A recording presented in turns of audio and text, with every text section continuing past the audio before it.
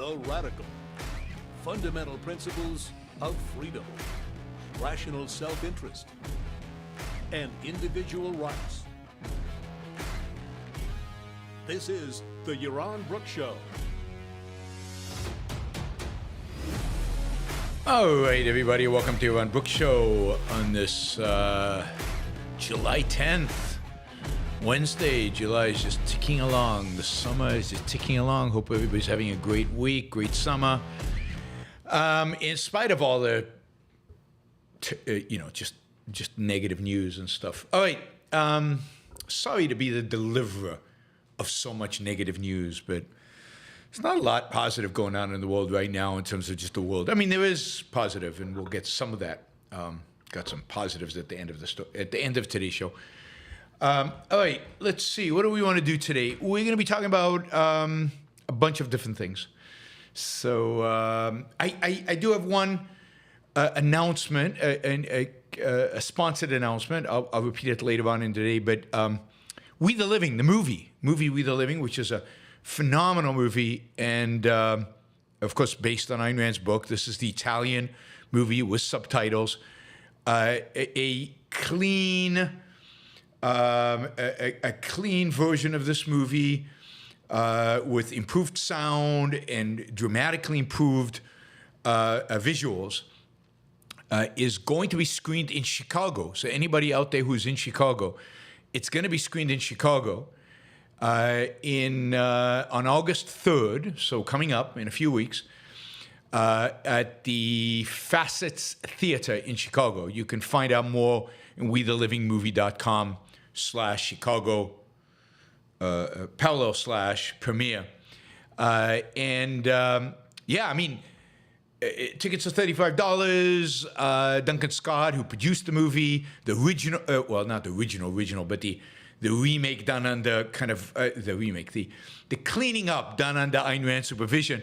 He produced that. He's produced these new versions that are greatly improved in terms of sound and in terms of visuals. And he'll be there, and he'll introduce it, and I think there's a Q&A afterwards. So this is a fantastic event. I mean, if you live in the Chicago area, and you should definitely attend. It is the best movie made from an Ayn Rand novel, by far, in my view, the best movie made of an Ayn Rand novel. So, don't miss the opportunity if you live in the Chicago area. And if you don't live in the Chicago area, check out the website, because it might be coming to a theater near you. It might be coming somewhere near you. Get tickets now, because this will probably get sold out pretty quickly. But you should definitely go. I don't make many movie recommendations. This is a biggie. This is a big movie recommendation. Please do that. Let's see. All right, let's jump into Biden. So a bunch of stories today about Biden dropping out, not dropping out. But there's a big story in the Wall Street Journal, which is kind of fascinating, gives you more insight into our political world in the Biden administration. And basically, the theme of the story in the Wall Street Journal is that senior White House advisors have known, again, not that any of you are going to be surprised by this, but basically have known about Biden's condition for a long, long time, and basically been hiding it from the American people. To quote the article, senior White House advisors for more than a year have aggressively stage managed President Biden's schedule, movements, and personal interactions as they sought to minimize signs of how age had taken a toll on the oldest president in U.S. history. The White House has limited Biden's daily itinerary and shielded him from impromptu exchanges. Advisors have restricted news conferences and media appearances, twice declining Super Bowl halftime interviews, an easy way to reach millions of voters, and sought to make sure meetings with donors stuck to scripted pleasantries. Senior aides dismissed travel suggestions over worries the president didn't have the stamina for them, including an idea for Biden to make weekly cross-country trips in 2022. That's 2022, it's 2 years ago, to tout the benefits of his infrastructure law. All this unfolded as Biden slips became increasingly obvious, and his top advisors were assuring everyone the president was fine. So this is the real thing. I mean, the fact that Biden was going senile, the fact that he was that he was losing it has been obvious for months and months. And again, I've always argued that Biden was never the sharpest to begin with. And we've been calling him on this show senile for a long time, about a year, I think. But now, basically, the mainstream media has come around and documenting this. And I think what's more important than well, not more important, but also important, in addition to Biden's actual condition and the recognition of that condition, is just the lying, right? I mean, again, we know all politicians lie. They lie all the time. Politics, but the conscious deception by these people, the attitude of, the American people don't have to know the truth. The voters don't have to know what they're voting for. We will manage this by lying to the American people is disgusting and despicable. And of course, again, this is widely a wide conspiracy, if you will, right? Because it's not just this age; it's anybody who's met with him and had meetings with him and so on. There was a Wall Street Journal article 3 months ago, I think, about all the people coming out and saying, yeah, he was reading from cue cards. He's not really there. This is way before the debate. They already were saying this. And, this has been an issue for at least a year. And yet the White House constantly denies it, constantly rebukes anybody who challenges him, even now, after the debate. Basically all of the American people, even those trying to defend Trump, everybody who saw that debate knows what Biden's mental condition is, his capacities, his abilities. Everybody knows it. And every day there are new clips of new things he's done that he's lost it. And it continues. Now, it's not age. Of course it's age. Just different people age differently, right? And Warren Buffett can stay sharp into his 90s, and some people get Alzheimer's. Some people get Alzheimer's in their 70s.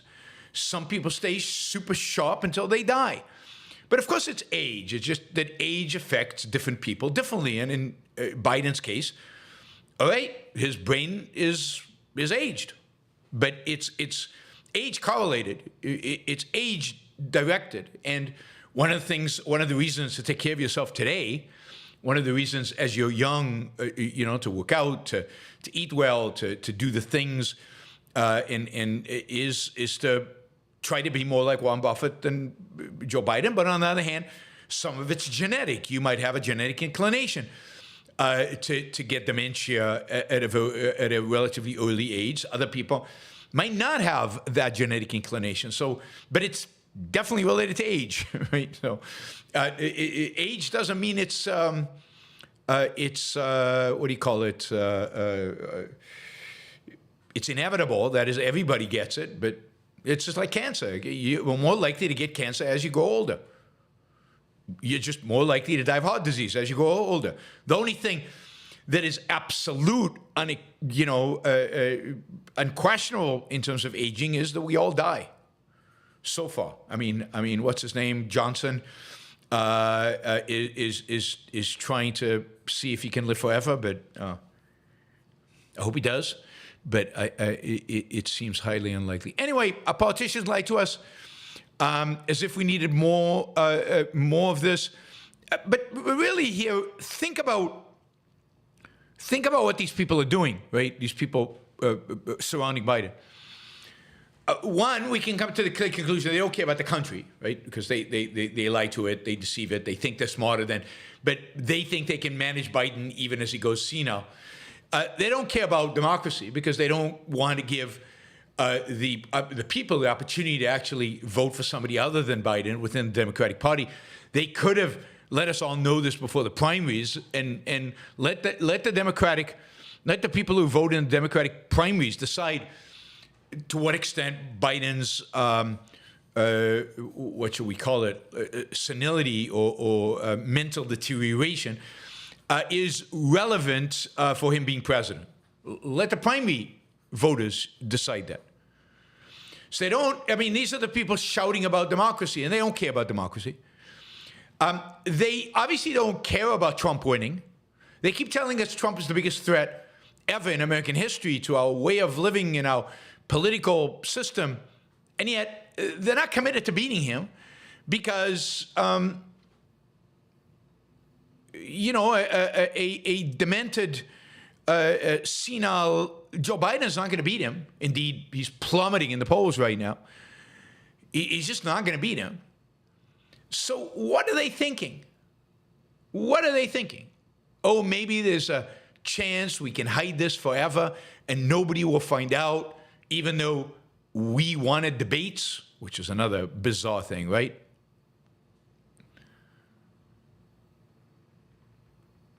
Debates, we want debates, so let the whole country see. I mean, these people are nuts. They're not thinking. They're not smart. They're not intelligent.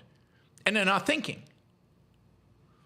But if they wanted to defeat Trump, what they needed to have is a robust Democratic primary and let the most popular and best candidate rise to the top. And it would not be Biden if the American people, if Democratic voters had the facts. So they don't care about the country, one. They don't care about democracy, two. They don't care about beating Trump, three. They don't care about the Democratic Party, four. Maybe they care about their jobs, so a fluke, maybe they'll win and they get to keep their jobs. I don't know, but it is insane. Ryan says this ideas plus age. I don't think so. I mean, it's not true that people with bad ideas go crazy and people with good ideas don't. Or, I mean, not crazy. People with bad ideas get dementia at a higher rate than people with good ideas. I mean, I don't know any evidence that that is true. It sounds like it would be great if it was true, but I don't see any evidence of that. A lot of this is biology. A lot of this is your genes. A lot of this is lifestyle, and having good ideas does not guarantee that you have a good lifestyle. So no, I think it's very dangerous to attribute people's mental deterioration to their ideas. Because there's just too many factors involved. All right, let's see. Anyway, it's pretty amazing. It's pretty amazing. Now, of course, people are trying to cover this up. So people close to Biden, this is again from the article, blame a handful of advisors putting in place a strategy that minimizes the president's age-related struggles. Those advisors include the president's big picture thinkers. Biden allies outside the White House also pointed to lesser-known aides who have served as gatekeepers for the president. And the article is naming names. I'm not going to name them not because I care, but because I don't know who these people are. Yeah, I mean, they're starting to turn on each other, in other words. His aides, people within administration are starting to turn on each other in terms of whose fault this is. Again, to quote from the article, the president's abysmal debate performance was a crystallizing moment for some Biden backers who said it caused them to reassess previous interactions with the president. Really. Another former Biden advisor said the Atlanta debate caused many people to piece together gnawing concerns about Biden's mental acuity that they have long harbored. And what are they doing about it? Nothing. It looks like for now, everybody's backing Biden and keeping him on the ticket, in spite of the fact that all these people know all this stuff. I mean, it turns out that some people, even before the primaries, were putting pressure on certain Biden insiders about whether he should run. And and the insiders reassured donors that Biden was not incapacitated, that his mental acuity was there, and this happened over and over again through the months. Nobody, this was a major cover-up that the high-profile Democrats were engaged in for well over a year now, right? Pelosi is still covering for Biden. She still has full confidence, although he needs to decide whether he wants to continue running or not, or whether to withdrawing from the race or not. So Pelosi is leaving it up to Biden to decide. Okay, one of the okay, let's do this, and then we'll get to the mainstream media. George Clooney. Why is this so small? George Clooney, who is a big-time Democratic supporter and a big-time supporter of Joe Biden. Let me just get this straight. Had this to say, right? He said, and this is where you're starting to see some of the tide turning. He said, I love Joe Biden as a senator, as a vice president, as a president. I consider him a friend. I believe in him, believe in his character, believe in his morals. In the last 4 years, he's won many of the battles he's faced. I mean, put aside how delusional all that is. Put aside that. But one of the battles he cannot win is the fight against time. None of us can. It's devastating to say it, but the Joe Biden I was with 3 weeks ago at a fundraiser was not the Joe big frigging deal Biden of 2010. He wasn't even the Joe Biden of 2020. He was the same man we all witnessed at the debate. So here's Clooney telling us he knew about this at least 3 weeks ago, i.e. before the debate. He was tired, yes, a cold, maybe. But our party leaders need to stop telling us that 51 million people didn't see what we saw.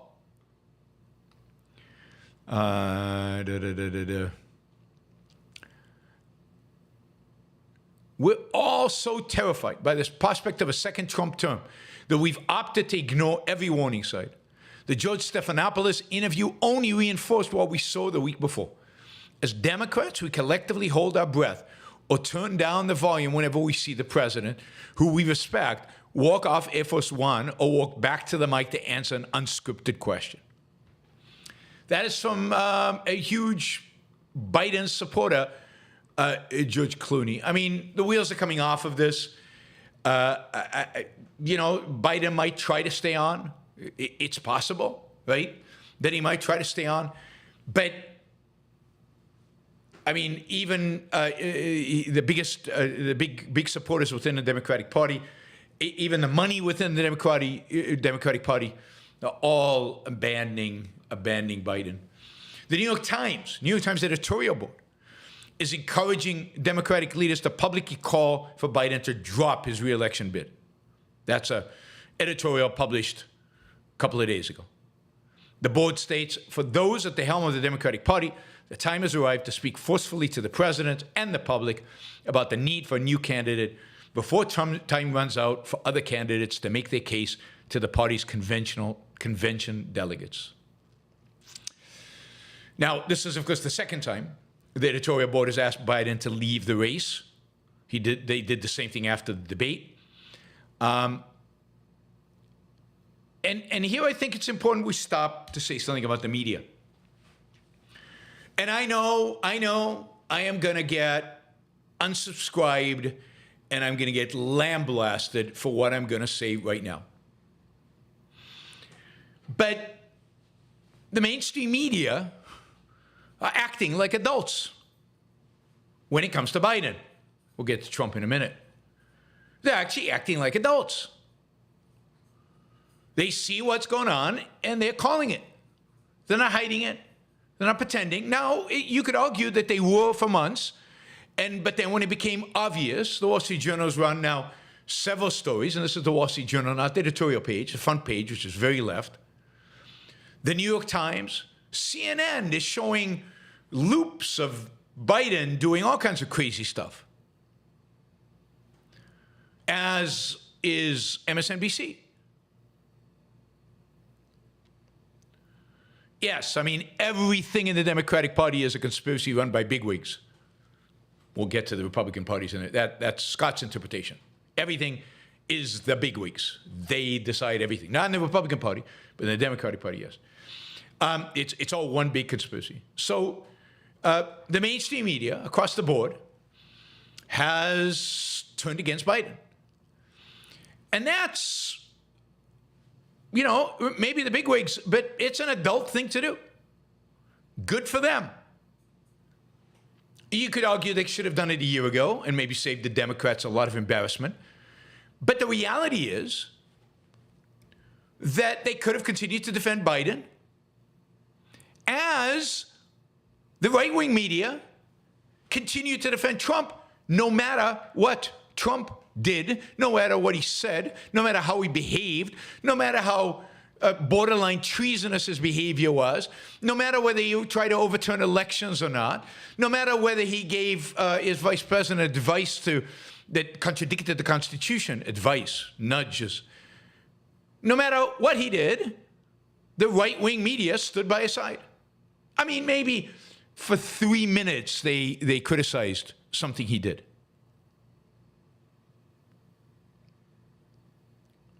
But right-wing media is never honest. So it's true, mainstream media goes back and forth, but sometimes they're honest. The reality is that right-wing media is never honest except when they're attacking their opponents. They're never honest about themselves. They're never honest about their own people. Never.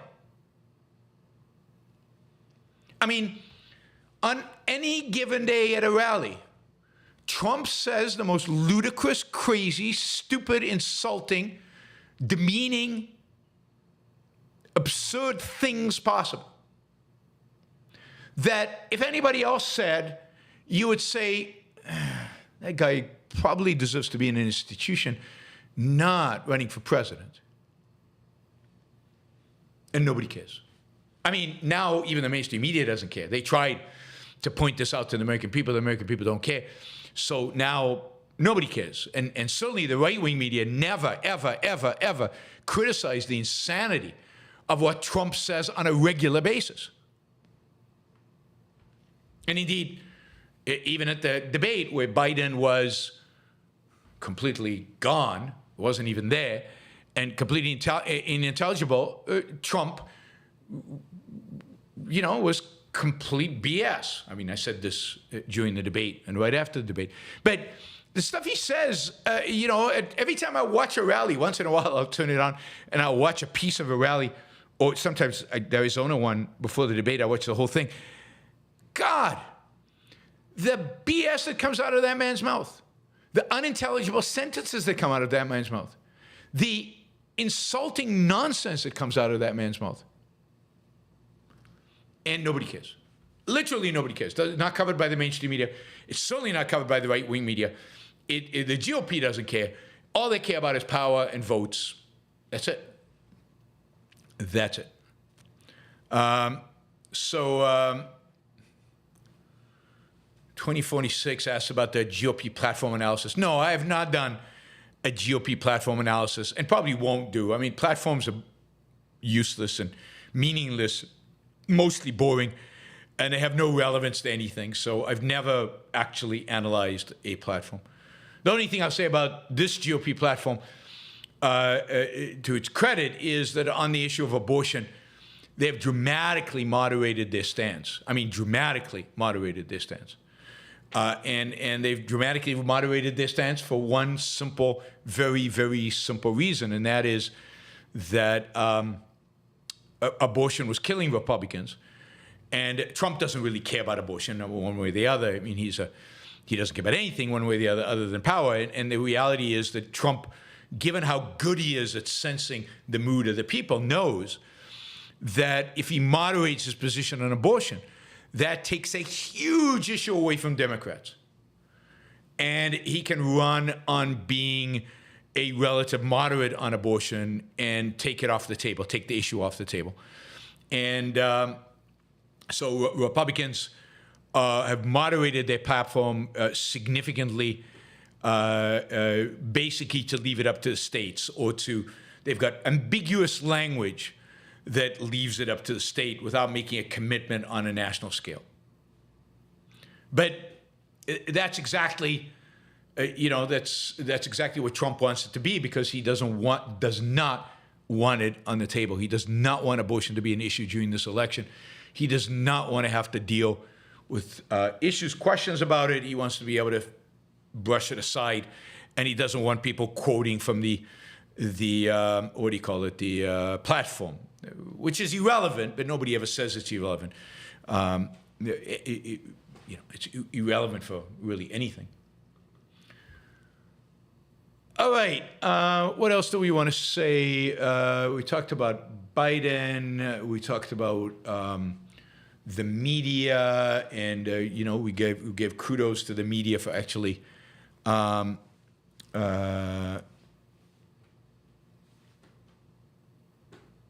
it gave kudos to the media for actually criticizing the Biden and actually going after them. All right, talking about Biden. Biden today is at the NATO Summit. The NATO Summit is in Washington, D.C., so at least he didn't have to travel far.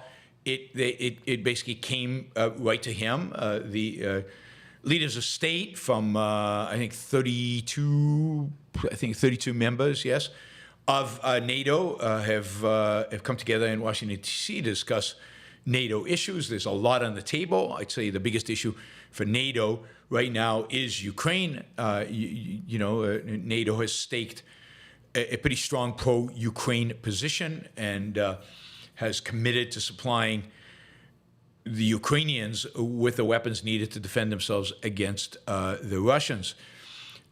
One of the biggest policy changes that would probably occur when Trump gets elected is that Trump is likely to abandon Ukraine pretty quickly, I think, fairly quickly. And this, of course, is a big problem for the Europeans. It's a big problem for NATO because NATO views Ukraine as, if you will, what do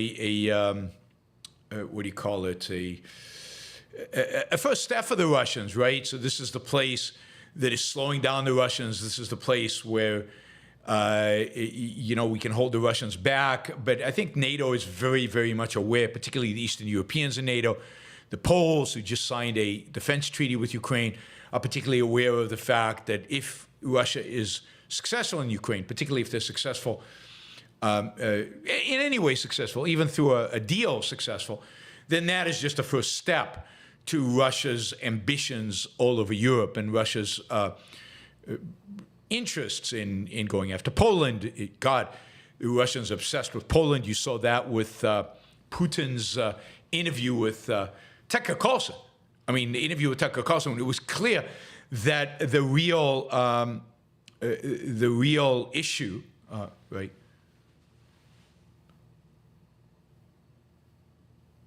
The real issue is, the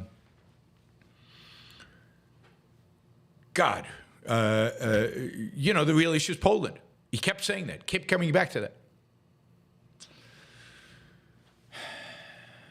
So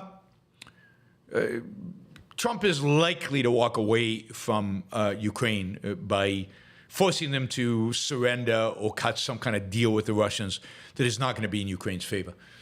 I think the Biden administration is going to do everything they can to get as many weapons to Ukraine before Trump comes in, so Ukraine is better supplied. And I think the Europeans are starting to realize that if they want to continue defending Ukraine, they can't rely on the United States. I mean, basically, I think every leader who is attending D.C. for the NATO summit realizes and is completely aware of the fact that, what is the likelihood now that Trump is the president? It's probably 80 to 90%, unless something dramatic happens. And they are completely aware that they have to start sending weapon systems, and they will have to protect or help protect Ukraine without much help from the U.S.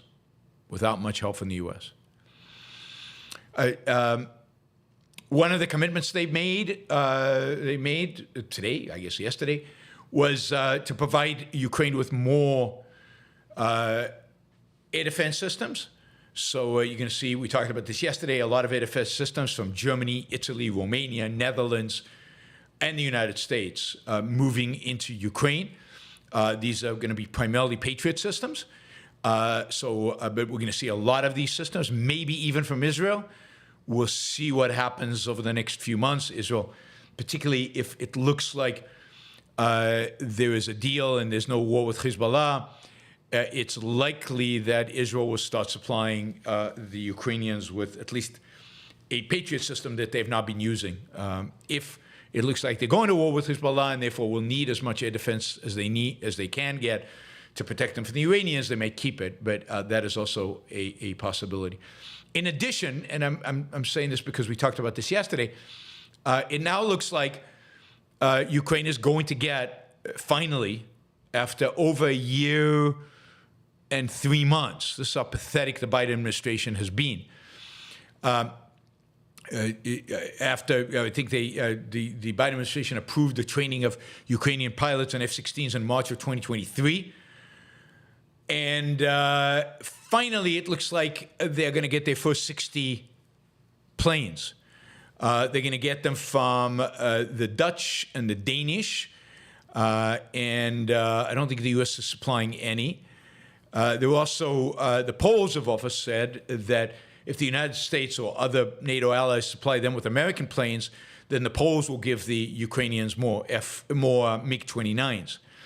But it does look like the Dutch and the Danish are going to send the planes. The Ukrainians should have 60 F-16s in the air by late summer. So what that means, I think, is that the pilots are being trained and now the planes are on their way, and that you should start seeing F-16s in the air soon. These F-16s, this F-16s can help drop some of the ballistic and cruise missiles that are launched by the Russians, particularly the ballistic missiles, and maybe even knocking down drones. And they can also potentially, depending on how susceptible they are to Russian air defense systems, they can actually approach the Russian border and fire into Russia if the United States allows them to do so, right? Because this stupid administration has often restricted the ability of the Ukrainians to fire their weapons into Russia itself. We don't want to provoke Putin. God forbid we provoke Putin. Anyway, that's where the F-16s, we raised it yesterday, stand. They're on their way. Ukraine should receive them any day now. They should start receiving them any day now. Let's hope with those F-16s, they get the full array of weapon systems, not only the missiles, but also the systems that jam or distract, let's call it, the Russian air defense systems and the whole package. Because if they just get a bare bones F-16, it's not going to be very useful. We will see. We will see. All right. Let's see. What else do we want to talk about? We'll get to that, and we're going to get to that in a little while. Okay, but just for a minute, let's just remind you guys.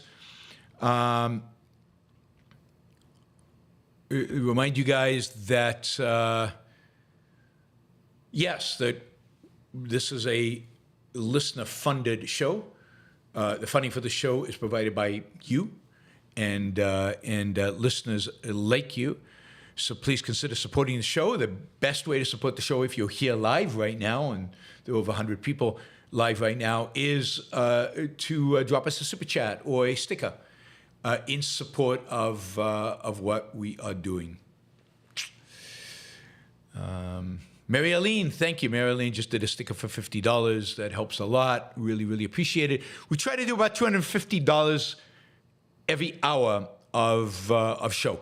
Every hour of show. So we are now less than $100 short of, so about $90 away from achieving our goal for the first hour. but just for the first hour. So please consider asking a question or doing a sticker like Mary Eileen did. You don't have to do $50. You can do it all the way from $500 to, which I think is the max, to $1.99 or 99 cents. Some people do that. Value for value. Consider that, people. All right. That was F-16s. We talked about that. So, yeah, funnily enough, yesterday we talked about F-16s, and today there was a big story in the Wall Street Journal again about the delivery of those F-16s. All right. As you probably heard, although some of you only hear your news from the Yaron Brook show, so you would not have heard about this, Boeing, the aircraft company, Boeing has pleaded guilty to criminal fraud charges stemming from the two crashes of 737 MAX jetliners that killed 346 people. The Justice Department revealed over the weekend. The government had determined that the company violated an agreement that it had protecting it from prosecution for more than 3 years. And Boeing decided to enter a plea deal, a guilty plea, and paying a fine as part of its sentence instead of facing a trial on felony criminal charges of conspiracy to defraud the United States. Now, all of this seems really weird, this whole conspiracy to defraud and fraud charges. I'm not sure that is the issue. There clearly is a liability issue here. And the victims of those plane crashes should have been free to sue Boeing and to demand compensation for family of the people who died on those planes. And then a court should have been in a position to decide to what extent Boeing was responsible for the deaths involved. That's what should have happened, right? But the government gets involved. Why this is criminal, I have no idea, right? Really the reason is so, first of all, Boeing has to pay an additional $243.6 million fine, right? That's the same amount it paid under the 2021 settlement that the Justice Department said the company breached. So this is about a breach to a settlement. And Boeing has agreed to have an independent monitor named that will oversee Boeing's safety and quality processes for 3 years. And for Boeing to invest $455 million in its compliance and safety programs. Now, it strikes me that Boeing would have done all of that for a few reasons. One, because it would have been sued by the victims' families of the two flights that crashed in Indonesia and Ethiopia. But also because no other airline was going to buy one of these 737 planes without Boeing doing something to convince them that these planes were safe and that they were going to be safe in the future. Boeing's whole business model depends on planes being safe. So the market would have taken care of this quite easily and quite well. I mean, the reality is, there was a story this morning, right? Oh, Boeing, again, Boeing in trouble. A wheel fell off a United Airlines flight on takeoff. It had to land somewhere else, I guess, without the wheel and emergency landing. Everybody's fine. But another big hit for Boeing. But here's the thing. Over the last 20 years, flying on an airplane, Boeing or otherwise, in the United States in particular, has never been safer. Never.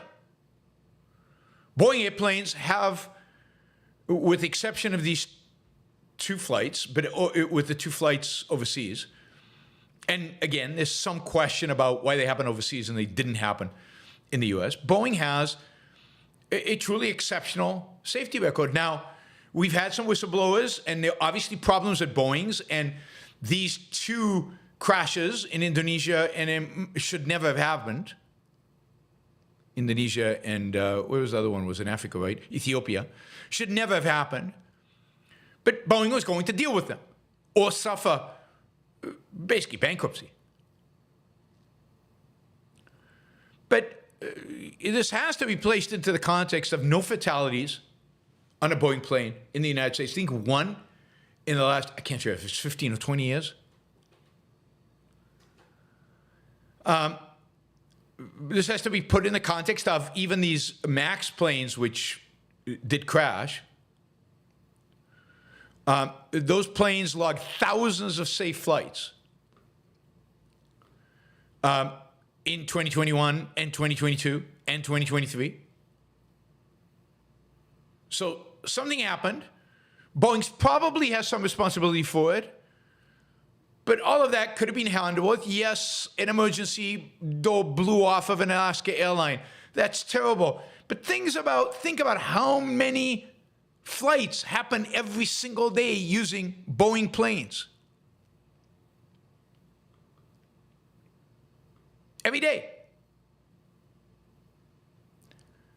So, I mean, there is a certain panic and hysteria about all of this. And while there's reason to believe that Boeing has problems, there's also reason to believe that both the airlines and Boeing itself have a strong interest in disciplining Boeing and getting Boeing to be better. I mean, there's plenty of evidence that it looks like Boeing has kind of lost its culture of engineering, a culture driven by engineers, and become a culture driven by kind of middle managers and accountants. And that would be a tragedy. But you don't need the government, and you don't need fraud charges in order to. I mean, this is it's more government intervention, government control, government policy, government stepping in where it doesn't need to step in. I will add that the reason probably that Boeing settled this and pleaded guilty was because Boeing is and this is part of the problem, I think, with Boeing. Boeing is a massive contractor to the U.S. government on a Defense Department, on all kinds of weapon systems. The fact that it would be accused of committing fraud would make it very difficult for it to sell weapon systems to the government. Even the fact that it pleaded guilty, they're now going to have to go through all kinds of hoops in order to get new government contracts.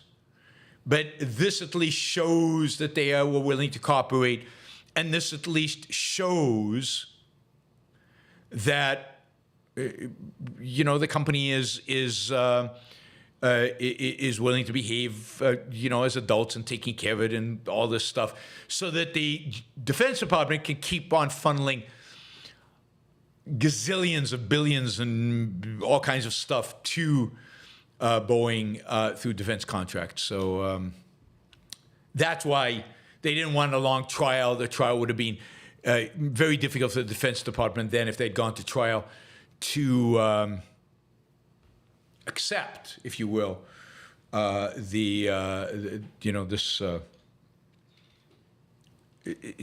sign contracts with them, given that they're now being criminally prosecuted. So Boeing did it to preserve its government contracts. Government contracts that I think distort and pervert the functioning of Boeing as a company. All right, let's see. Yes, on Monday, we're going to have Steve Simpson here. Steve Simpson is a lawyer at the Pacific Legal Foundation. And we're going to be discussing a bunch of legal decisions made at the Supreme Court during this last term, particularly during the last few days of the term. I'll ask him about a lot of the cases, but I think the ones that will be most interesting are going to be the Chevron cases, because these are cases that PLF, a lot of them were cases that PLF actually was a litigant in. After Chevron passed, Chevron was this case that basically said that where the law is ambiguous, where the law is not clear-cut, courts cannot rely automatically on the regulatory agencies to fill in and to clarify and to determine what the law is. Chevron basically said, no, judges and courts are going to have to do this, are going to have to figure this out, and whether a particular regulations fit into the law or do not. Indeed, as part of this, like a few days after Chevron, 4 days after Chevron was decided, the Supreme Court sent 9 cases that have Chevron implications back to the lower courts to decide, given Chevron. So now they can't just rely, the courts can't just wave these off and say, okay, whatever the regulatory agency wants, in a sense. Now they literally have to think about this, and they have to weigh it, and they have to bring in expert judges, and they might still decide with the regulatory agency, but it's not automatic, and they're not tilted in that direction. 2 of the cases that have been returned to the lower courts are cases where the plaintiff share the same lawyer, and that is the Pacific Legal Foundation. So we'll be talking about that with Steve Simpson. PLF has repeatedly called for the end of Chevron in its amicus briefs. It has an amicus brief in the case that the Supreme Court decided, where it called for doing away with Chevron. And it's going to be super interesting to hear what Steve thinks and what he thinks this long-term implication of all of this is. But the courts are going to get overwhelmed now because PLF is going to look for other, if you will, Chevron clients. They're going to look for opportunities, I'm guessing, right?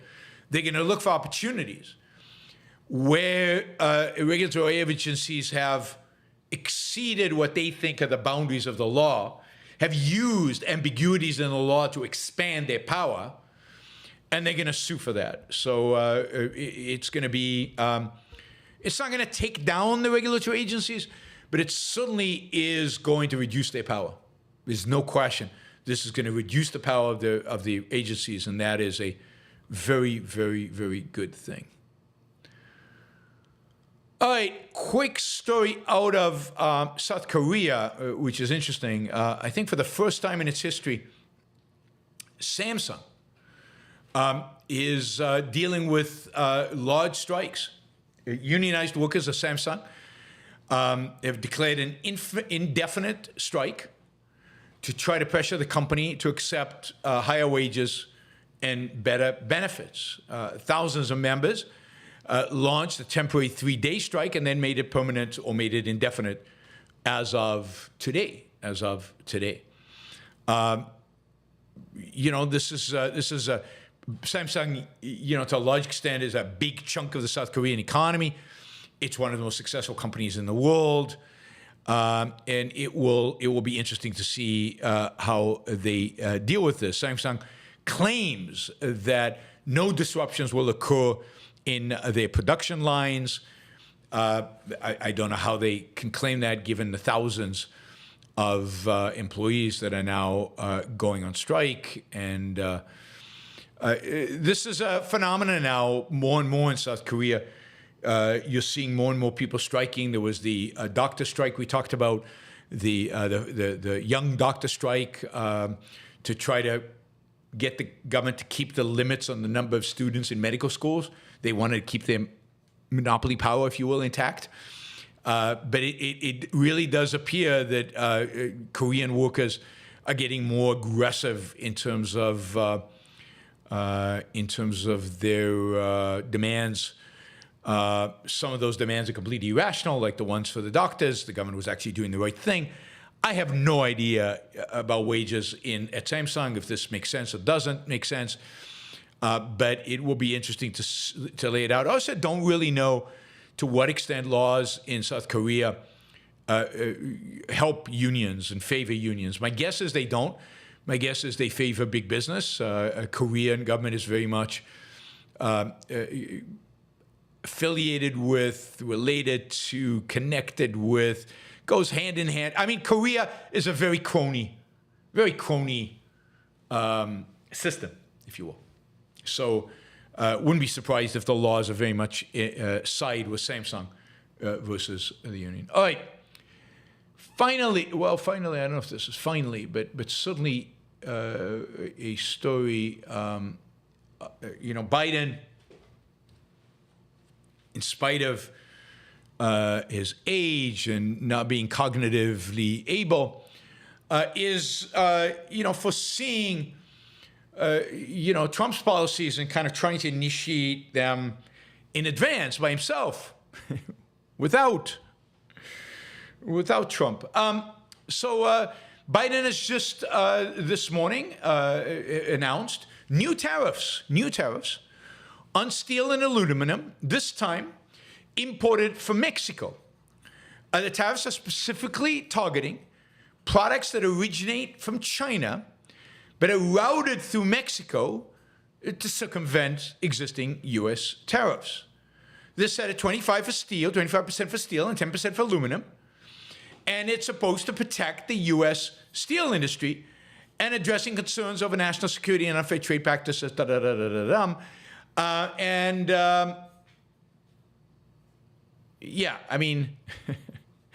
critics of the tariffs claim that this is not enough. They need to be higher. They need to be more substantial. They need to be a bigger deal.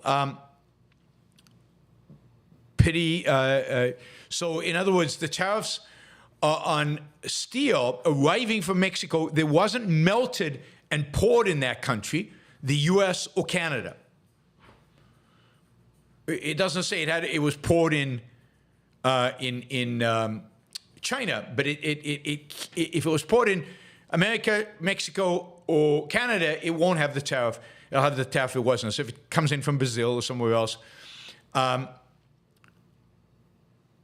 So aluminum cast or smelts that is, again, cast in China, Russia, Iran, or Belarus.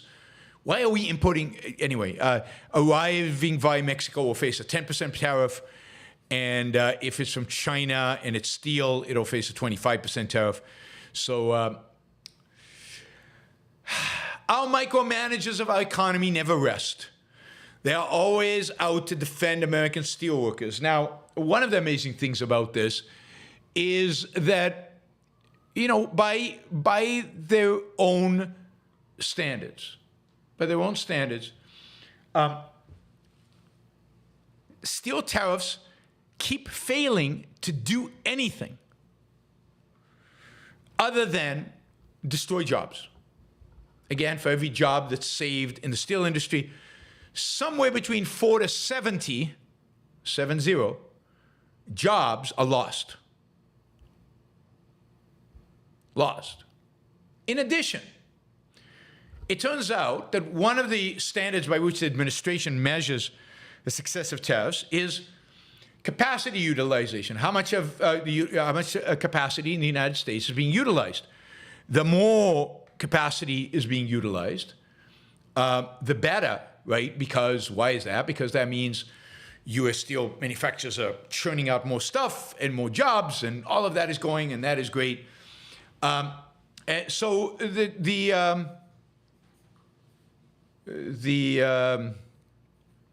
target has been set, right?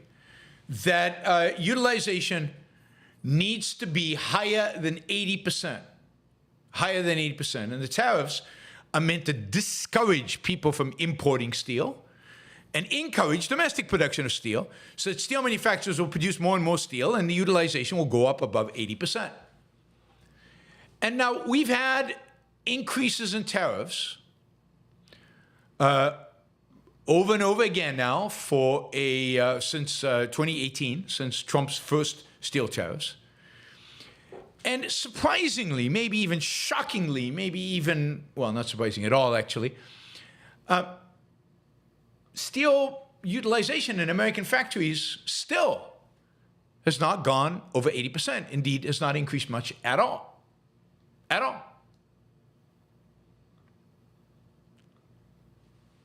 So I think the solution, obviously, given that we've raised tariffs and raised tariffs and raised tariffs, and utilization does not go over 80, maybe we need to raise tariffs again. Maybe that'll do it. One more time. Just one more. Promise. Last time. We won't do it again. One more time. And that'll work. I mean, God, the level of dishonesty, stupidity is unbelievable. And you know what's guaranteed? Guaranteed is that the Republicans are going to complain it's not enough. And Trump, when he's elected president, is going to increase those tariffs even further to really, wonderfully, best ever protect the steel industry forever, forever, in the best way that has ever been invented by man, because only Trump can do it. I mean, I think the best way is just to nationalize the whole industry and just ban importation of steel. Why even have it? Just ban it. That'll help the United States dramatically, increase its economic capabilities, economic success, wealth, and everything else. All right.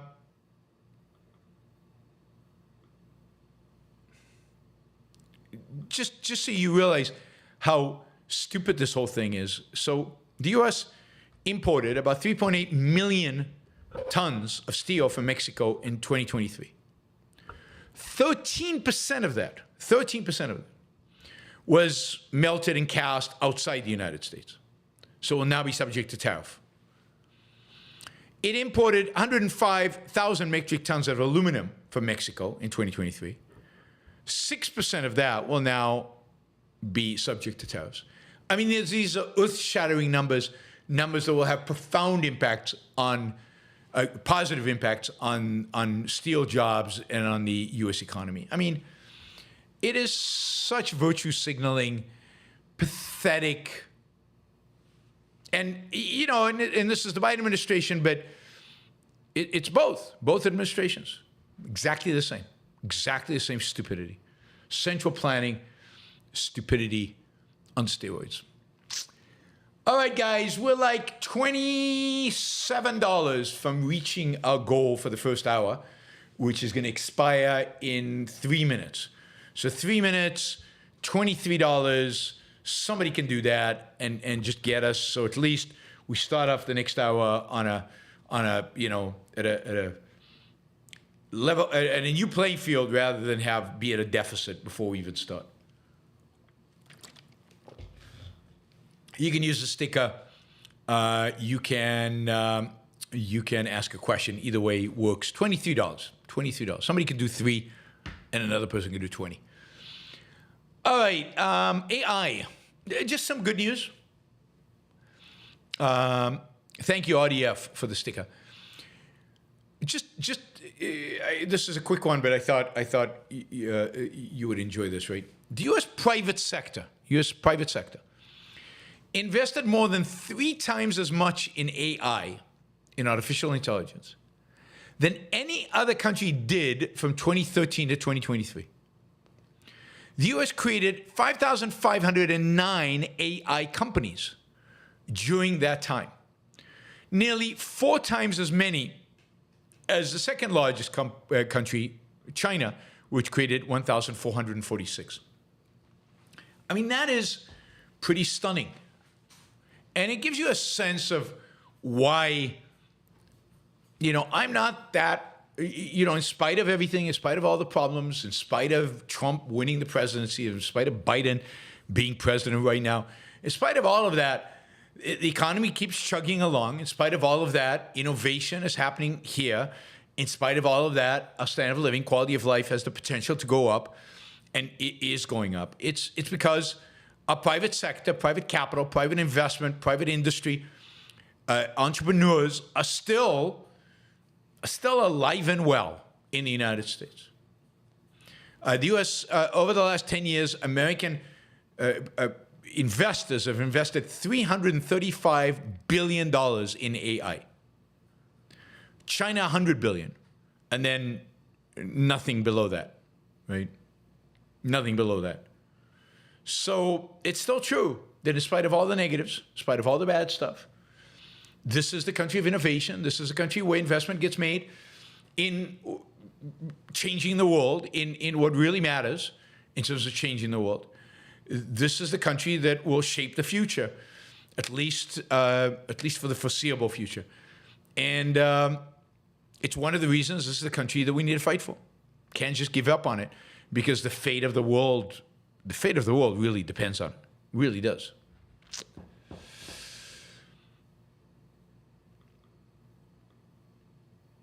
All right, let's see. Where are we? Yeah, this is kind of a cool story. This is the positive side of the show today. Kind of cool story. So I like to watch swimming at the Olympics. The Olympics are coming up. They're going to be in Paris. Swimming is always fun and exciting, and I enjoy watching it. I swam competitively for a year in high school in the U.S. Swam in the New England Championships. Came in last, solidly last. But as a freshman, I swam in the 100 meters breaststroke in the New England competition. Anyway, the Olympics are coming up, and it's always fun to watch the swimming. I usually do. And I saw this story today about how technology has changed the way elite swimmers now swim. And has made them significantly faster. And there are real opportunities for world records to fall, primarily because of the use of these unbelievably advanced technologies. And so if you think about swimming, swimming is all about, in a sense, like aerodynamics, but just through fluid. It's a fluid dynamics problem. It's how do you move through the water and create as little friction as possible, and yet propel yourself forward as fast as possible. So it's a question of how do you hold your body in the water to create minimal friction? How do you then move within the water to push, right, the water out of the way so that you move yourself? How do you propel yourself forward at a maximal rate? And all of that could be determined by how you hold your hand as you push the water in breaststroke, or in freestyle, how you push the water with each arm. So it could be the angle at which you hold your hand. It could be the angle at which your arm enters the water in freestyle. It could be the way you hold your body as aerodynamically as possible to create as less friction as possible. And you could get into the real minutia of this and really try to optimize, based on science, every single movement a swimmer takes. The problem is, of course, how do we know how they're holding their hand? I mean, up until very recently, swim coaches would stand above and look down at the swimmer. Maybe in some places they had, or I'm sure in the elite places, they had cameras in the pool. They could monitor that. But today, what we have are monitors that basically the swimmer is wearing. Monitors on the swimmer's body that have the ability to detect every little, small, minute movement, every angle. They can detect the power with which a swimmer is pushing water out of the way. They can detect everything about the posture, the aerodynamic kind of posture of the swimmer. These are sensors that are on the arms and legs and on the swimsuit and everywhere. So that we have now elevated swimming to this, incredible technology. And we're using high tech plus Newton's laws, because these are all based basically on Newton's laws. It's all basically physics, to improve and optimize hydrodynamics, aquadynamics. I don't know what you call it, but it's certainly Newton's laws, right? in order to optimize it, there's a fascinating article about this. I encourage you, if you're into swimming and if you like following swimming during the Olympics, there's a really good article on this. In Scientific American. Scientific American, it's called Digital Twins Give Olympic Swimmer a Boost. And you can now, create basically a complete image of the swimmer, every dimension, put him in a pool, put him in a virtual pool, and test out everything. Test out and how it will affect. You can figure out basic laws of physics. You can model everything he does. And then go back to the pool and have the swimmer adjust. Have the swimmer adjust.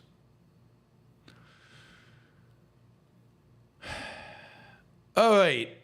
Let's see. This is the final story I have. Don't have a lot of questions.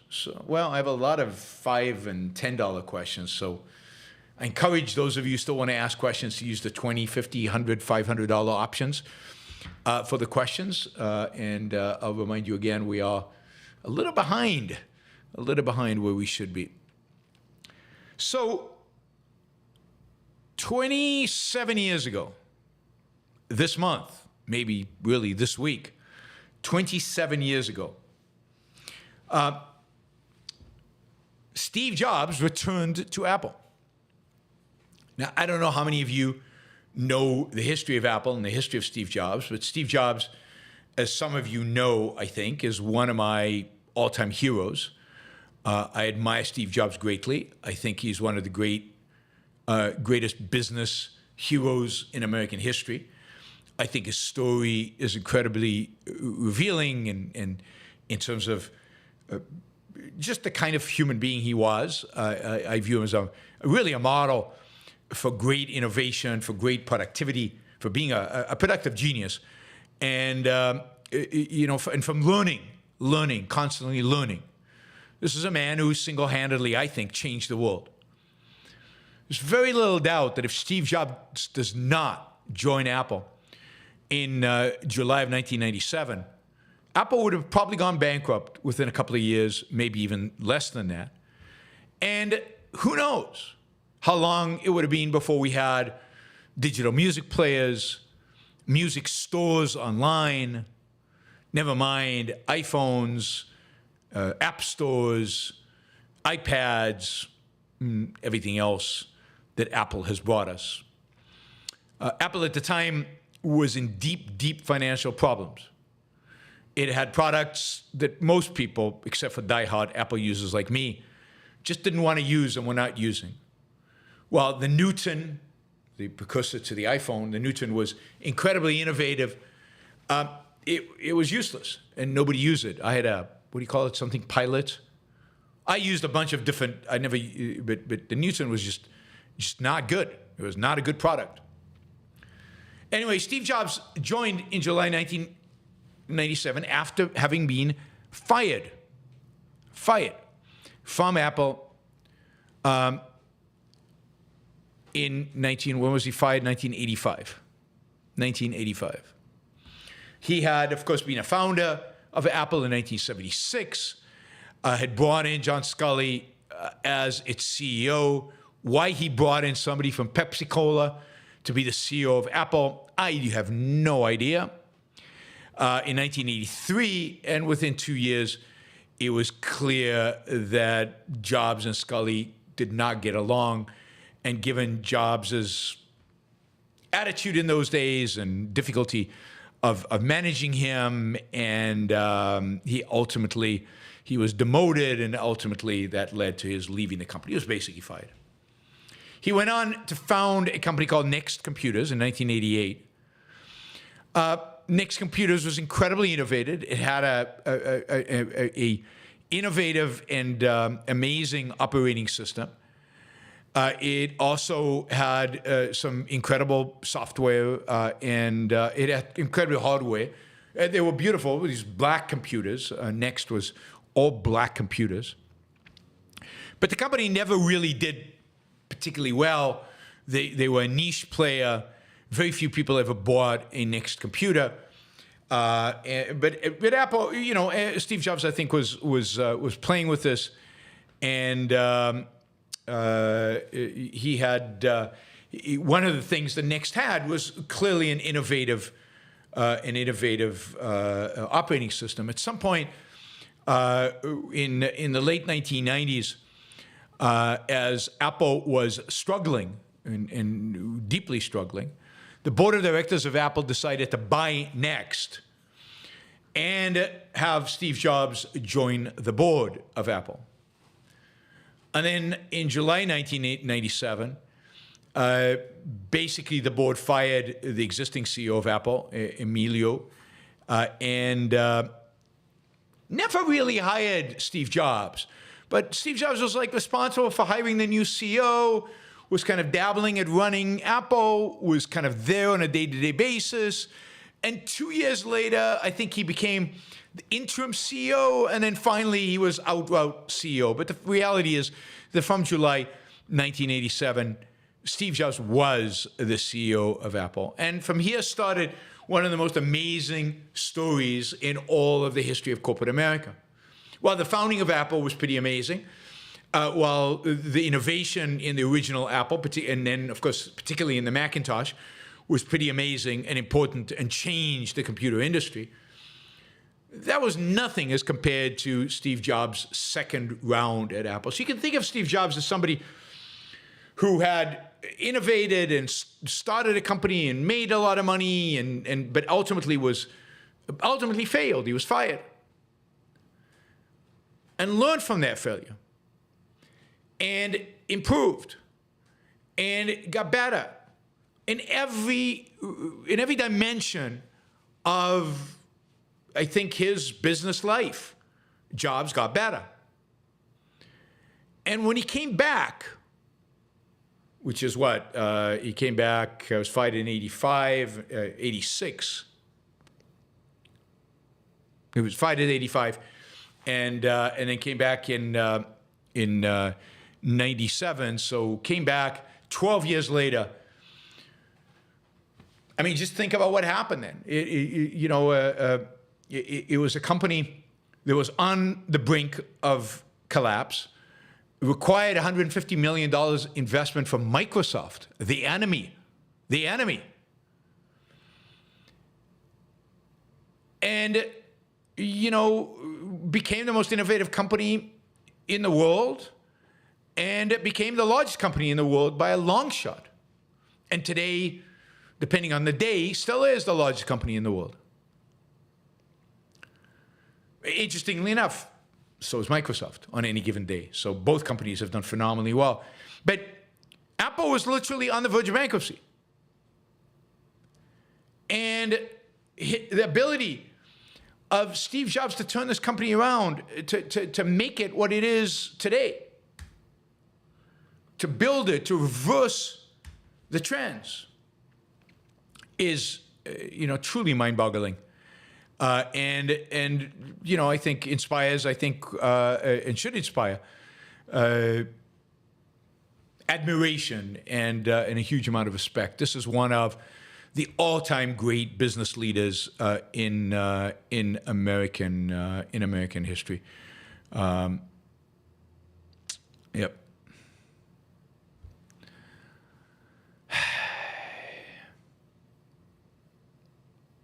Okay, so yeah, I mean, this is a story Jobs told about his return to Apple. He says, "When I was trying to decide whether to come back to Apple or not, I struggled. I talked to a lot of people and got a lot of opinions." This is in an interview in 2001. "And then there I was, late one night, struggling with this, and I called up a friend of mine at 2 a.m. I said, I should go back. Should I not?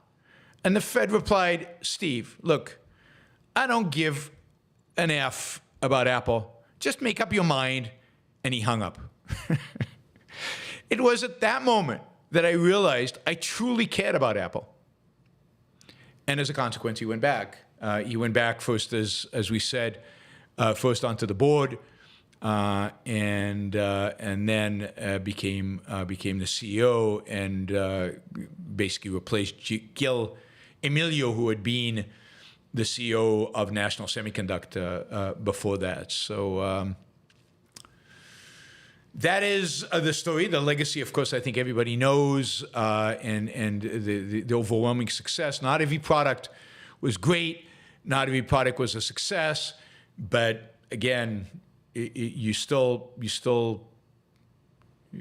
hard to find an example of, a company like Apple going from riches to rags to unbelievable riches like that, and much of it driven by one CEO, by one individual, by his vision, his tenacity, and his skill at hiring and surrounding people with exceptional people, including Tim Cook, his replacement, and surrounding him with himself and hiring exceptional people, and then having the vision to drive a company and to the success it has, and pushing on innovation and on just changing the world, changing the industry in dramatic ways.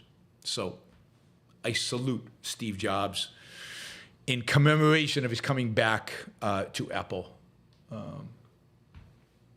On this date, what was it, 27 years ago? All right. I think that's all I had. So at this point, it's kind of open up to you in terms of questions. So we've got tons of room for questions, particularly $20 and up questions. So please feel free to jump in with questions, comments, suggestions, anything like that. I'll remind people that this is a listener-funded show, and as a consequence, if you've gained value from the show, please consider supporting the show. You can support the show on a monthly basis through Patreon or through yaronbrookshow.com/membership. That's PayPal. That's a great way to support the show. It's regular. It's and you can go on there and do $2 a month, or you can do $1,000 a month. I like the 1,000 more than I do the 2, but I appreciate the 2, and I appreciate any support I get. I take it as you showing that this is of value to you, and that is incredibly important to me, because if it's not of value to you, then forget it. So it's me selling my time, selling my thoughts to you, and you buying them on Patreon or on PayPal. You can also support the show with a sticker or a question right here on if you're live, but most of you are not live. So again, I'm going to appeal to those of you who are not live, who do not support the show yet. Please consider clicking right now on Patreon, going to patreon.com and putting Yaron Brook Show on, and just subscribing at whatever level you think makes sense for you and given the value that you are gaining. So right now, do it right now, because I know that you'll forget. And you can do it on your phone. You can do it on a computer. It's pretty easy, but it's what keeps the show going. Keeps the show going.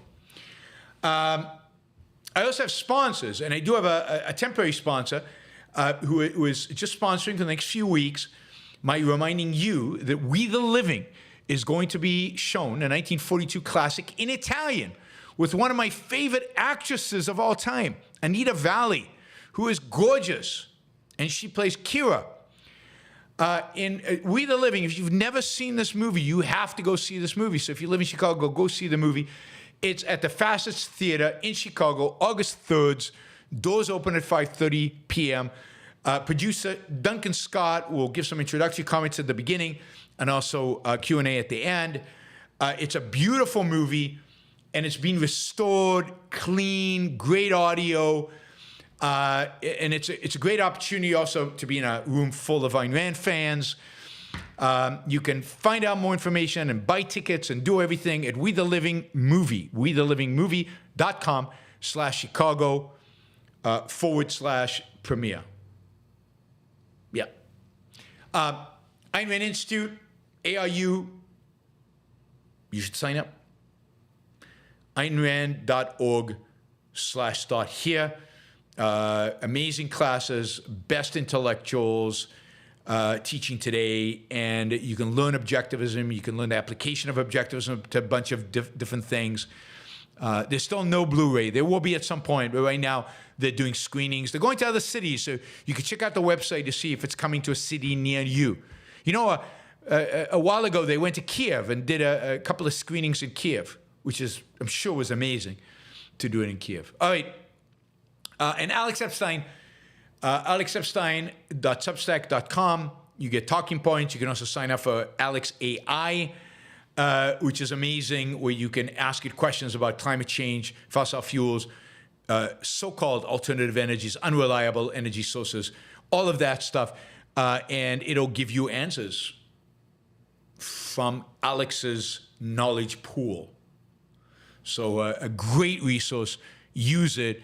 alexepstein.substack.com. All right, let's go to your questions. Let's go to your questions. By the way, if you would like to become a sponsor of the show, just let me know. Drop me an email, yaron@yaronbrookshow.com. yaron@yaronbrookshow.com. Yeah, we got that. All right. So yes, please consider a sponsorship for the show. That's how we're going to grow. All right, Remo says, what date will you be speaking in Düsseldorf? Oh, now you want me to tell you? God, wait a second. 28th, I'm at Cambridge. 27th of November. 27th of November, I'll be in Düsseldorf. It will be open to the public, I think. Pretty sure it'll be open to the public. And there are no planned talks in the Netherlands. But look, you can change that. I give talks where I'm invited. So invite me. That is, get a group, organize a group to invite me. If it's students, hopefully you can get 50 students in a room at the University of Rotterdam or University of Amsterdam or any place there. And send me an email saying, hey, I'll organize it. I'll do it. And I'll come. So that's easy. But I will be in Düsseldorf on the 27th of November. More information to come in terms of the details and what time and where and all of that. I don't have those details yet. I don't even know what the topic is. Although I think maybe I do know what the topic is. No, I don't remember what the topic is. I think I've been told what the topic is. Jennifer, how risky or unhealthy does an activity have to be before it becomes immoral? Personal values and evaluations are an important factor here, I would think. Yeah, I mean, you have to make that call. First of all, let's be very clear. Nobody can make it for you. You have to decide whether it's, the extent to which a certain habit or a certain activity is immoral. I would say it's when the risk to the quality of your life exceeds any benefit you might be receiving from it. And here the challenge is to be objective about it, to understand the nature of the benefit, but also to understand the full context of the risks, including the long-term risks, including the risk to quality of life, not just, oh, I'm going to die in my 80s, so who cares? But how are you going to die? How's that last decade going to be? And what does it mean? And this is not just about unhealthy. This also relates to healthy activities, right? Right? Can you say that it's immoral not to exercise, not to eat well? Well, I mean, again, it's a risk assessment. And you have to figure out, okay, what does it mean? How long? What impact does it have? And there's a significant way in which it's the individual's business, because this relates to your personal morality. How seriously do you take your life? And if you take your life very seriously, you want to live it well. You want to live it as long as you can live it well. You want to live the longest you can while doing it well. You don't want to have a long, horrible, miserable, painful, mind-empty life. I mean, ideally, you live long, in great shape, and you die quickly.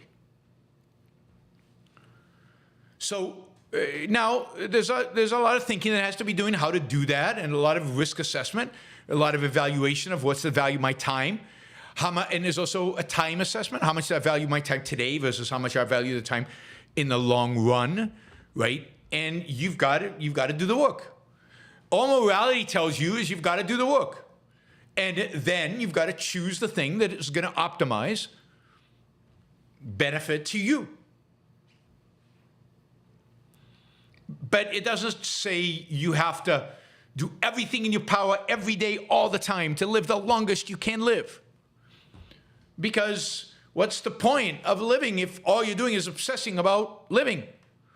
Living in a biological sense, not living as that capital L kind of life.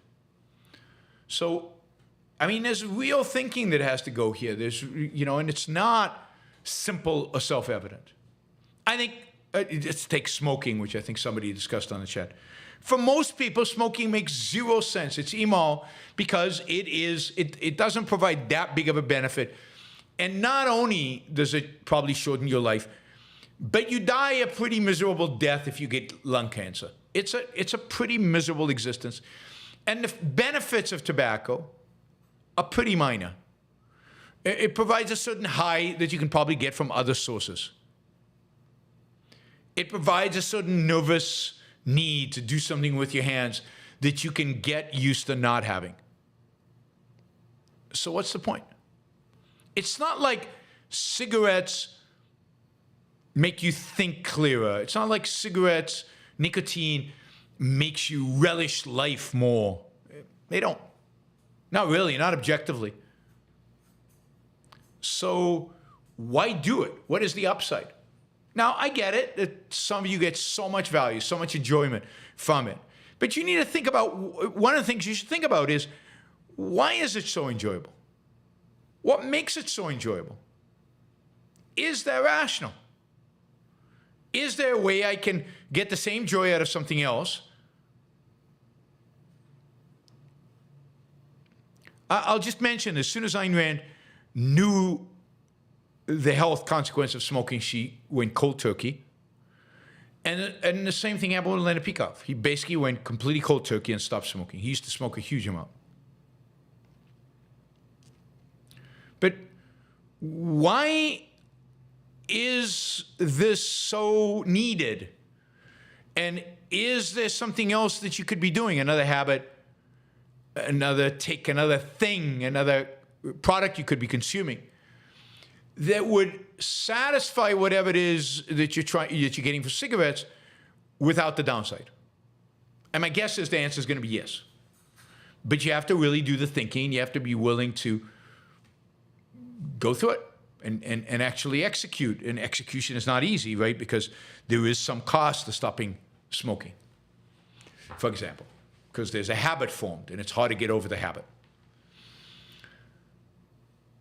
All right. I'm going to remind you guys that we have some fundraising goals that we are now not meeting. So if there's any whales out there listening to the show, please step in and help us out here and get us to where we need to be. We did do very well yesterday, but not enough to compensate for not doing well today. We need to do at least reasonably well today. All right. Just a reminder. Mary Ellen. Did unions and laws dictating businesses' relationship with unions have negative impact on Boeing and its current problem? Don't unions keep employers from promoting the best and negotiating with individual employees? I think that's probably true, that unions are a problem at Boeing. But I think there are a lot of problems at Boeing. I think the fact that it is so dependent for its profits on the military side, on its contracts with the Defense Department, on basically being nice to government bureaucrats, I think that is corrupting. And the fact that the commercial side it does not have a high priority because they make more money on the military side, but the military side has a lot of corruption involved with it because it's government projects. I think all of that combination is incredibly destructive. What else can I say about the destructiveness of Boeing? I also think that there is management did drop the ball and lost focus and got complacent. Remember, there's only one competitor, in that sense, the fact that the Chinese are building an airplane manufacturing company might be good for Boeing. But of course, Trump and whoever the president is will probably protect them with tariffs. But you want competition because that drives focus. People not buy airplanes that fall off the sky. But if companies have no choice but to buy the airplanes, then they just drop their focus a little bit from the things that matter, the engineering that matters. But I'm not an expert on Boeing. I know there are a lot of these whistleblowers, but you can't tell if the whistleblower is right or not. I mean, there are all kinds of reasons why they're whistleblowers. The reality is, as I've said, Boeing planes are unbelievably safe. And there aren't that many accidents, and they have an amazing track record. So I'm a little wary to say that Boeing's in deep trouble when, right?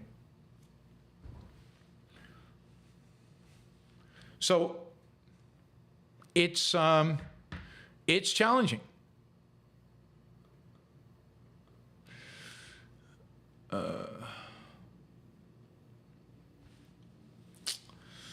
Yeah, I see the cigarette issue is causing Chandler some angst.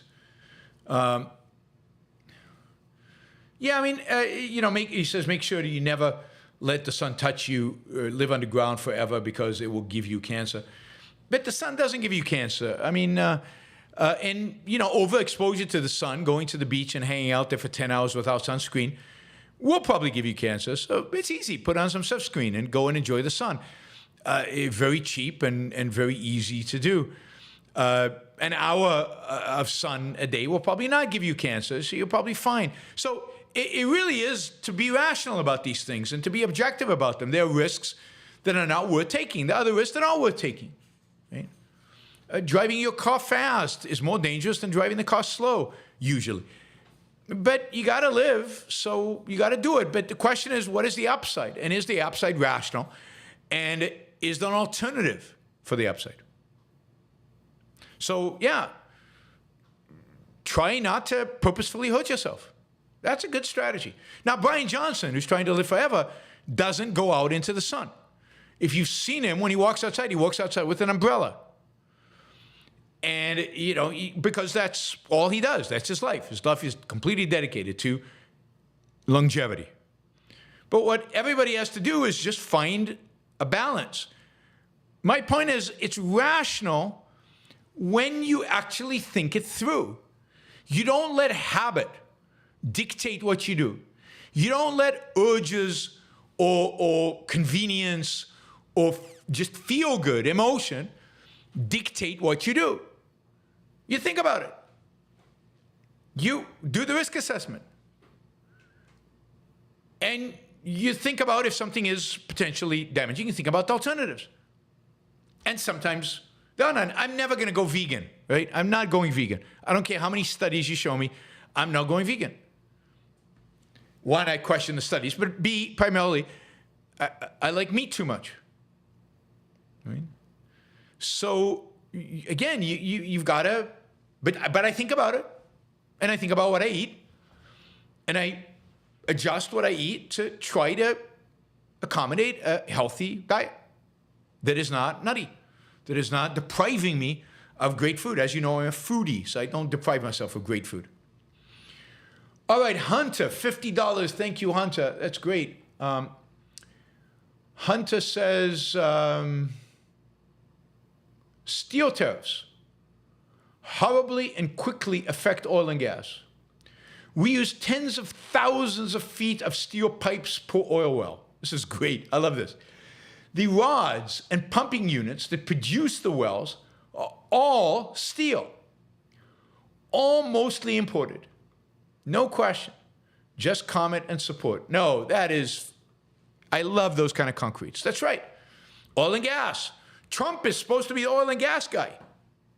Drill, baby, drill. But if he raises tariffs on steel, which he has, and he will, it makes drilling oil more expensive. it makes drilling oil more expensive. And there's no way around that. Even if the gas pipes are not imported, we build capacity in the United States to build the pipes, it'll be more expensive because they don't have to compete with foreigners who are making them cheaper. That's why the tariffs were necessary to begin with.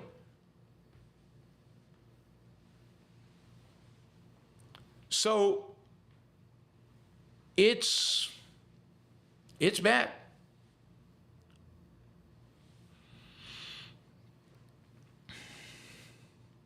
It's bad. And yeah, anybody who has examples like this, please share them.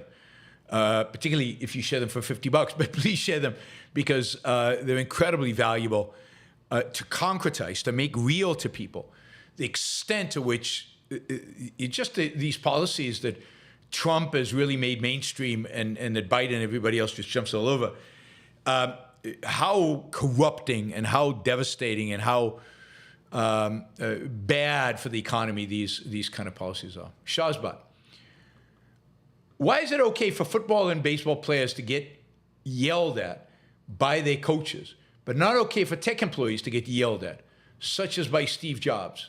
Well, you don't get it, Shahzad. Sports is special. Sports is different. Sports is unique. I mean, of course, you're absolutely right, but that reminds me, remember the movie Whiplash? You guys remember the movie Whiplash? And people were horrified by the way the teacher treated the drummer, the hero of the movie. How he yelled at him, and he cursed at him, and he pushed him and pushed him. He bled until he actually was bleeding. But if you watch any sports movie, isn't that exactly what the coach does? They yell at them, and they scream at them, and they work them so hard that they bleed. And that's considered in sports a virtue. Why wouldn't it be considered a virtue in drumming if you're trying to be the best drummer in the world? So absolutely, we have a double, triple, quadruple standard. Certainly, sports, you can get away with stuff that you can't get away with anything else. And yeah, the context in which yelling, I don't know. It's very rare that I think yelling is necessary, but for some people, yelling is necessary. And so I think you're absolutely right, Charles, but I would not condemn Steve Jobs for yelling any more than I condemn any one of the great coaches who yelled. It's a great analogy. Andrew, I like a remark of Rand in the vein of the great businessman dies at his desk. Dr. Binswanger reports of Rand's plan to move to California to get Atlas Shrugged produced when in her last couple of years, valuers never stop valuing. Yes, and Steve Jobs was really working until the end, even though he'd already resigned from Apple. But he was still meeting with Tim Scott and still talking about Apple and really, and there were those in the final year, he did some presentations where you could see how thin he was and how he was just disappearing under the influence of the cancer. And he worked. And he loved it. It's what life meant to him. And yes, I mean, it really is great producers, great businessmen, great producers in any realm. They love what they do, and they're not willing to stop until they are stopped. All right, let's see. We've got a bunch of additional questions. Let's see. Let's try this. 1 second. Moving that there.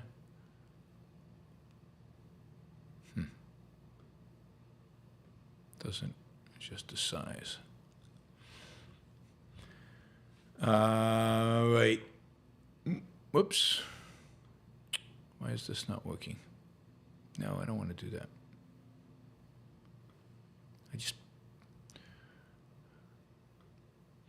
All right, let's take Michael.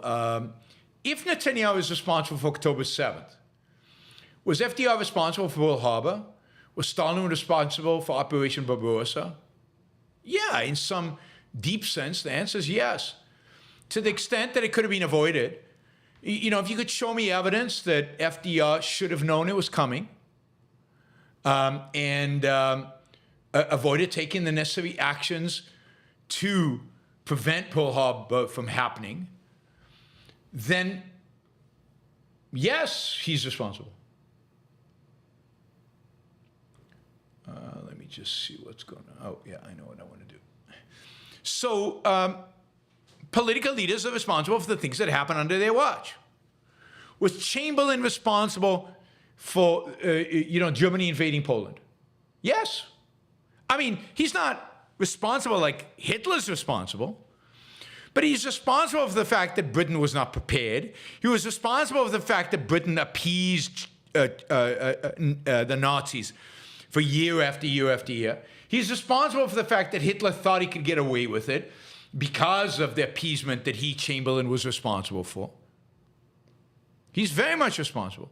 And indeed, Ayn Rand argued that FDR was responsible for, for Pearl Harbor, because FDR, what was it? She argued that, I guess, imposing, I think it was tariffs, or an embargo on Japanese steel kind of forced the Japanese hand. It forced them into war.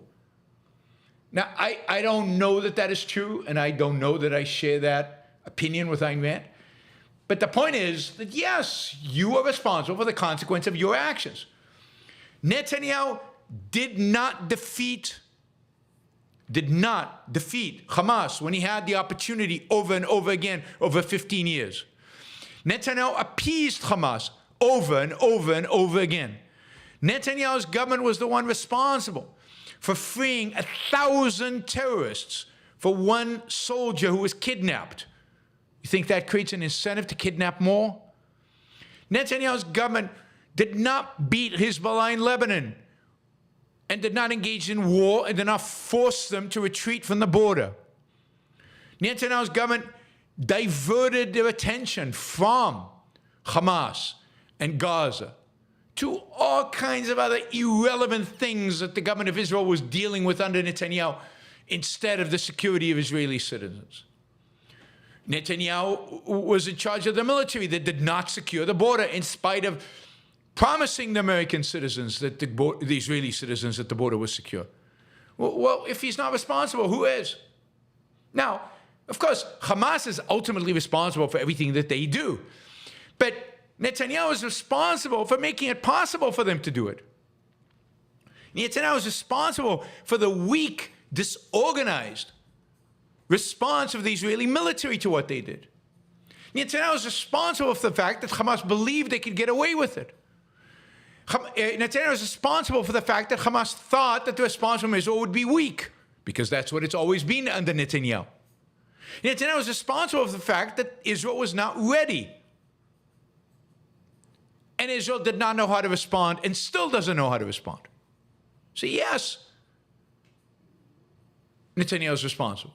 Just like the extent to which the U.S. Navy was not ready for engagement in the Pacific is FDR's fault. Yes. And certainly the success of Hitler against the Allies was the fault of Chamberlain and all the other appeasers who appeased Hitler during the 1930s. And is Bush responsible for 9/11? Yes. So is Clinton. They both ignored intelligence. They could have prevented 9/11. They both ignored the threat that Al-Qaeda posed after American embassies were blown up, after ships. I mean, I don't understand what your conception of responsibility is if you can't see that they're responsible. Bin Laden should have been killed under Bill Clinton's watch. He had done enough to justify the U.S. finding him and killing him.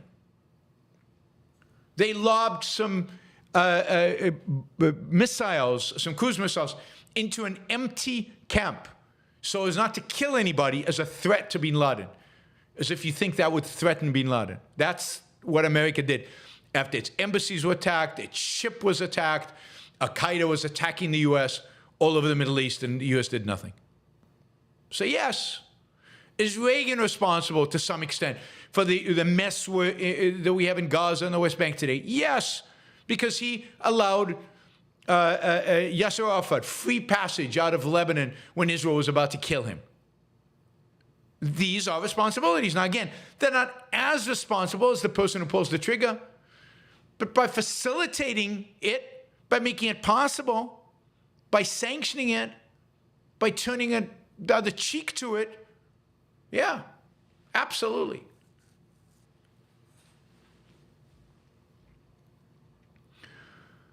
All right.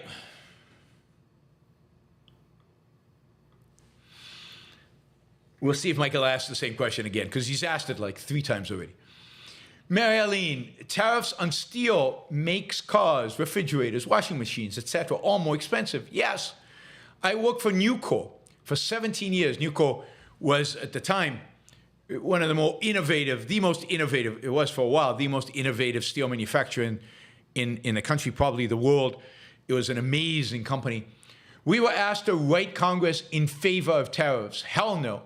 Ken Iverson turned over in his grave. Yeah, Ken Iverson was the CEO of Nucor when it was the most innovative steel company in the world. And Iverson was against tariffs. He was for competition. And, you know, he was pro-capitalist. And he was an incredible one of those giant CEOs that we talk about. And when he left, Nucor sadly became just like any other steel company, including having its employees write to Congress about steel tariffs, which is absolutely ridiculous and a sign of weakness and a sign of defeat. Michael, maybe Trump will lose like LaPen lost in France. Maybe people will reject populist fascism after all. Maybe. It doesn't look like it. I mean, we have a much simpler, straightforward election system in the United States where it's much easier to predict. And because it's already a 2-man race months in advance, and we can go state by state. And Democrats are panicking because Donald Trump is doing pretty well in New York. New York, a bastion of the Democrats. So I really don't think so. I really think that Trump is going to win this. Robert says, thanks, Yaron, for the daily voice of reason, as current events are simply a drag and your critics are especially noisy lately. I appreciate your I can't pronounce that word, and don't take it for granted. Thank you, Robert. I really, really appreciate it. And that is a word that people have used on me in the past, and I can't pronounce it. I guess I never learned phonics because I should be able to pronounce it. All right, Jason has a long question, five super chat question, 500 Czech korunas, which I guess each one of those is $5. All right, how have today's cultural stances on immigration, tariffs, abortion rights, and Christianity affected the perception of objectivism? In 2016, you suggested Trump's election might set back objectivism by 20 years. Was that off the cuff, or do you stand by it? Regardless, I believe Trump's rule of the GOP has harmed objectivism. In my experience, people are less accepting of Rand now because the culture is either so red on these issues, they're content, or B, so blue and hating the red, they've only ever see red when Rand is mentioned. Where previously some of these were more inclined to see Rand benignly and as impossible idea that only works in theory. Yes, I mean, I agree with you completely, Jason. So I said it in 2016 that this would retard the advancement of objectivism, and I stand by that stand. And I see it with the whole, I mean, objectivism in particular, but the whole free market project. I think I've used this example. I put aside Trump for a second and look at Brazil. And you can see it in America. We'll get to America in a minute, but you can see it clearly in America. You could measure this. You could actually measure it. But in Brazil, before Bolsonaro was elected, another populist, loudmouth idiot who's associated somehow with the right and with free markets in some bizarre way.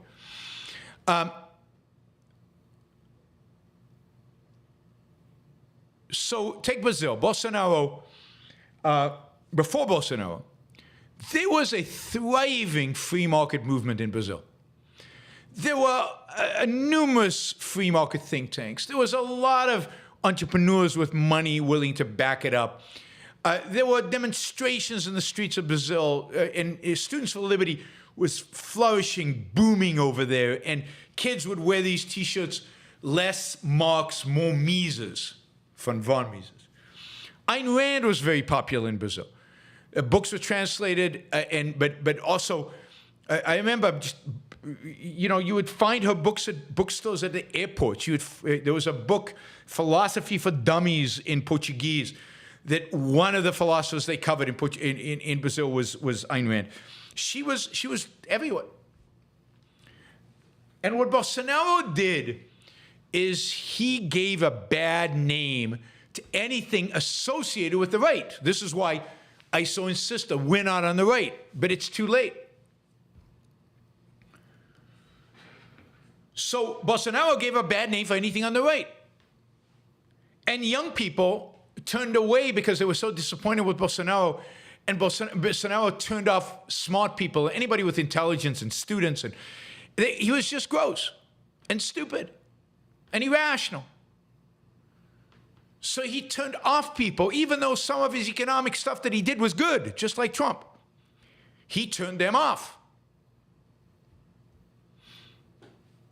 So today, the free market movement in Brazil, and certainly the visibility of Ayn Rand in Brazil, is significantly less than it was before Bolsonaro. And Brazilians have told me this, and other people in Latin America have told me this. Now, I'm hoping this doesn't happen with like Milei. I think Milei has the opposite effect, because Milei advocates for certain principles, and he comes across as smart, and he talks about books, and he's giving, if you will, a good name to free market ideas. Whereas Bolsonaro and Trump give market ideas a bad name.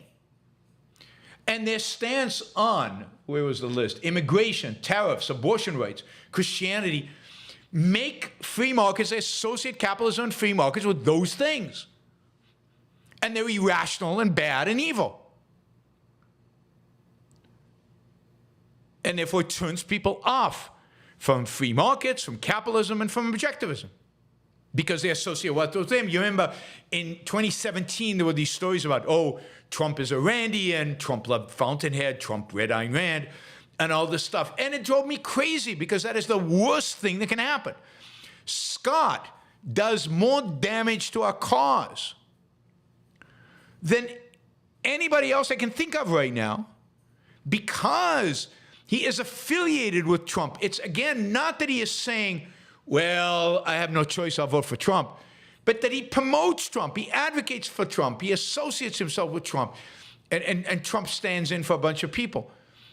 He's a Trump apologist.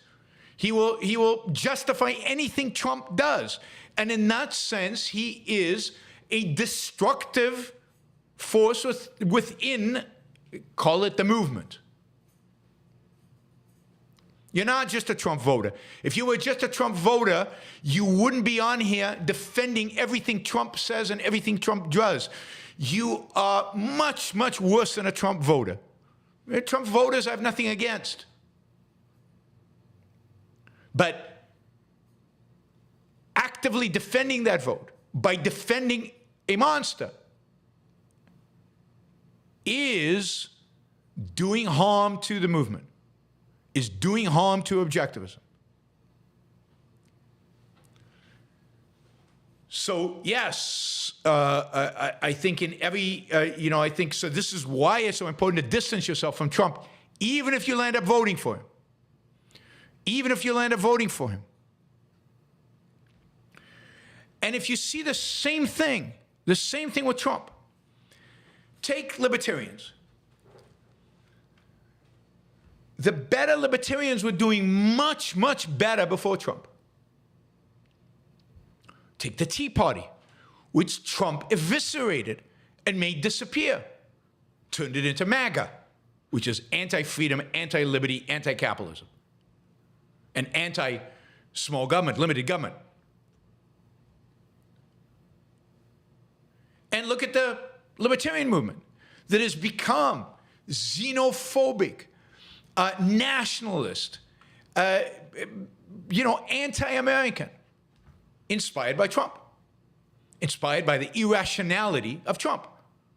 And they're the ones getting they've always been there, but Trump made it acceptable. Trump made it legit to be out there up front and advocating for some of the worst, horrible ideas possible. And that's the libertarian movement's gone. I mean, there's still good libertarians, but they're minor. They don't have a lot of impact. Cato has struggled because it doesn't take quite as big of a pro-Trump position as others have. So, absolutely. The free market movement today is much smaller, much less active, and much less good than it used to be because of Trump. It's taking the wind out of it. If you're a young person today, what are you going to be? Join Students for Liberty or Students for Trump? I mean, there's no contest. You're going to go with Students for Trump. He sucked the energy out. He's diverted all the resources and all the energy and all the people over there. And that's true, certainly, of objectivism. It's much harder. Now, we're growing, primarily because we've got more intellectuals, but we're growing slower than if we hadn't had Trump. Obama trashing Rand in public was fantastic. That was great. Book sales. I actually had a graph of this at the time. I said Obama's the best thing that ever happened to Ayn Rand. Because when Obama trashed it, book sales went through the roof. This is, because Scott said Obama trashed Rand publicly, but this is Scott's stupidity. He can't understand this, right? That Obama trashing Rand is good. Rand is never associated with the left. Never been associated with the left. So when a leftist trashes Rand, people go, I wonder why they think she's that important that they need to trash her. Let me go read her. And they do. But when Rand is associated with Trump, people go, Trump? She must be awful. I don't want to read her.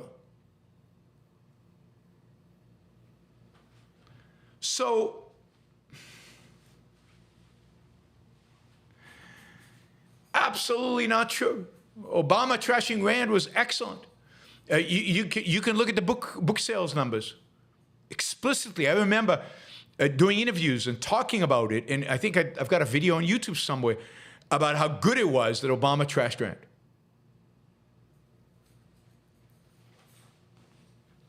Anyway,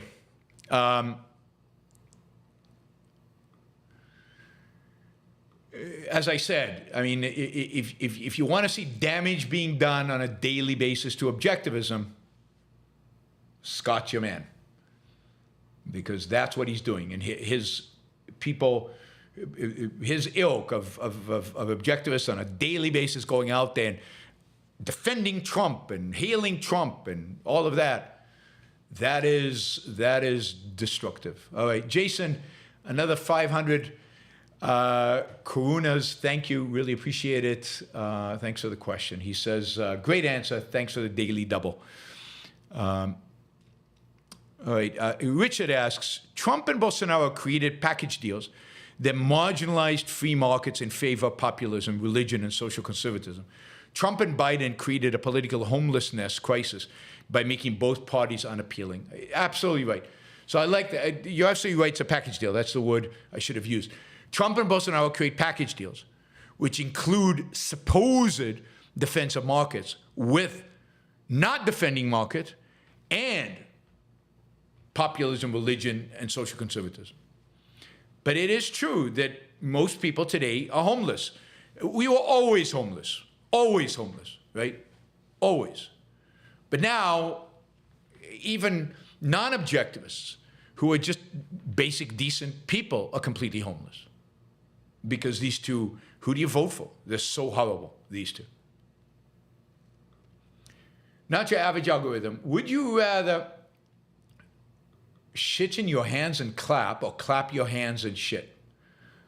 That's easy. All right. Ryan, ideas plus age. Yeah, I think I responded to that earlier. Ian, are you going to talk about the Republican 2024 platform that was released yesterday? Maybe. I mentioned the abortion thing earlier. I'll skim it and see if there's anything particularly interesting in it. I don't usually comment on the platforms because the platforms are pretty irrelevant. What matters is what the candidate is saying and what the candidate actually does in the end. By the way, $56 to get to our target for last hour. So it would be great if somebody could help there. How close are Scott and Abuyin from being blocked? It will be such a cathartic experience when that day comes. I don't know, Liam. I'm sure. On the one hand, yeah, but on the other hand, he's a great foil.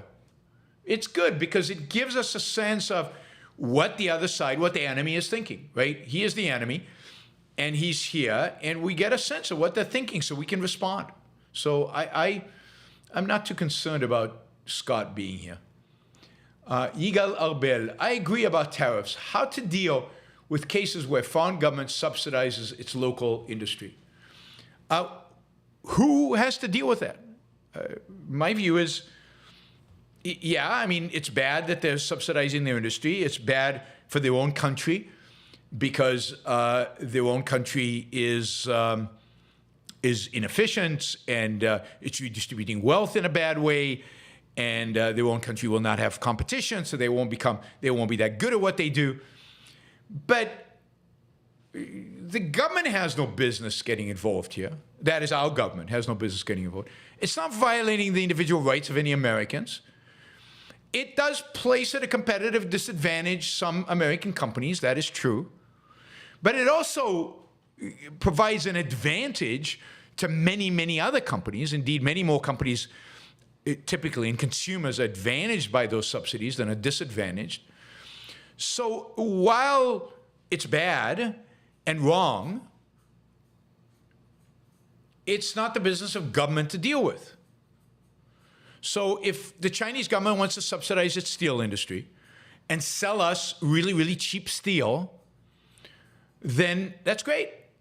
Now, it's not great if you're a steel manufacturer.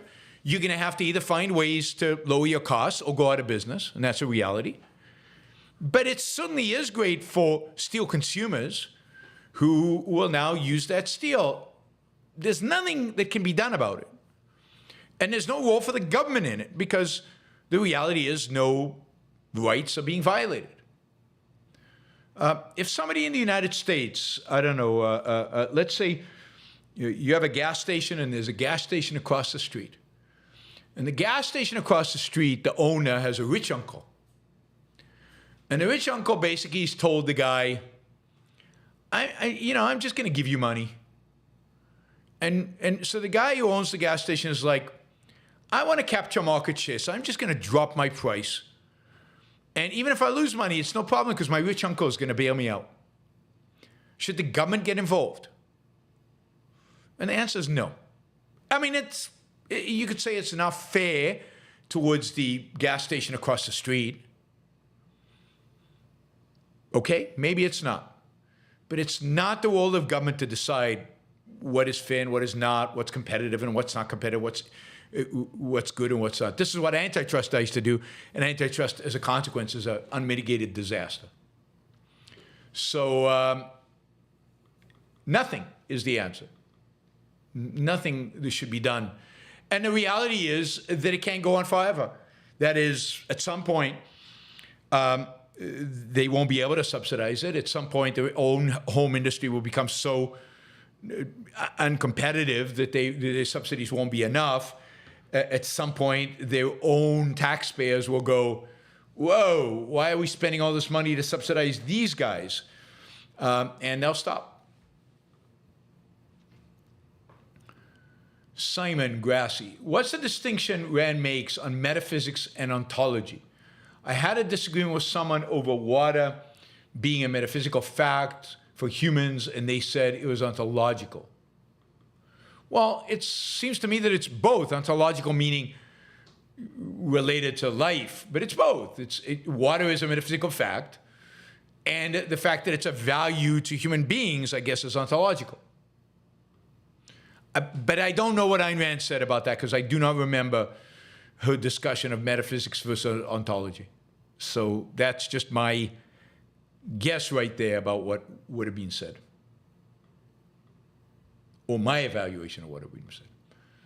All right, Mary Aline, who gets the money from Boeing's fine? If the government, how does that solve anything or help the victims? It doesn't. It goes to government, and it basically penalizes Boeing. So I guess the problem it solves is it supposedly motivates Boeing to do better next time, because the shareholders lose, right? The shareholders are basically paying an extra tax to the government, which is completely wrong. The whole mechanism by which that happens is wrong. Andy says, loved the Scent of the Woman review. Great job. Thank you, Andy. Really appreciate it. Michael asked, don't chase people. Do your own thing. Be yourself and work hard. The right people, the ones that really belong in your life, will come to you and stay. Elon Musk. Yeah, I mean, that's a great quote. I think that's absolutely right. It's absolutely right.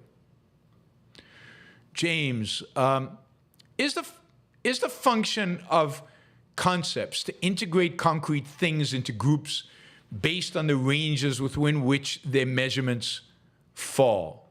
Well, that's not the function of concepts. The function of concepts is to be able to, is basically to abstract, to be able to deal with abstractions, to be able to deal with greater and greater levels of abstractions. The function of concepts is to make it possible for us to think. We think in terms of concepts. So to be able to make it possible for us to deal with the world out there. The way it does that is it groups concretes based on their similarities while dropping the measurements. So the similarities, but ranges within the measurements. Yes.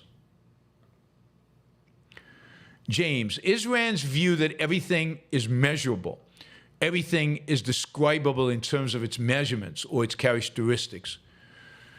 Yes. I mean, measurement here being loose. So, it doesn't need to have a number necessarily, but it has to have a variety of characteristics. It's a broad definition of what measurement in this context means. Because think about abstractions. I don't know. Furniture, right, is an abstraction that includes chairs and tables and sofas and all of that. And what is the measurement one is dropping? Well, the measurement is the shape, not just any particular measurement, like different chairs are bigger, smaller, thick legs, small legs, but all the measurements, right? The shape that it comprises, which is more abstract. Clark says, how does a thug become a billionaire like Trump? I mean, a lot of ways for that to happen. Trump inherited a lot of money. I think people have done the analysis where they've taken the amount of money he inherited and put it into New York real estate. Just because New York real estate has done so well, even if he just passively just bought a bunch of buildings, it would have probably been, he would have probably been as wealthy as he is today. But look, Trump is very good at certain things. He's very good at marketing. He's very good at knowing what people want. He's very good at figuring out people. He's a people's person. He knows how to figure out people. And so his thuggishness does. And look, we live in an irrational culture in which some people find the thuggishness, his vulgarity, appealing. Not just voters, but even some people who did business with him. Not everybody in business who's been successful is a nice guy. Partially because of the world in which we live.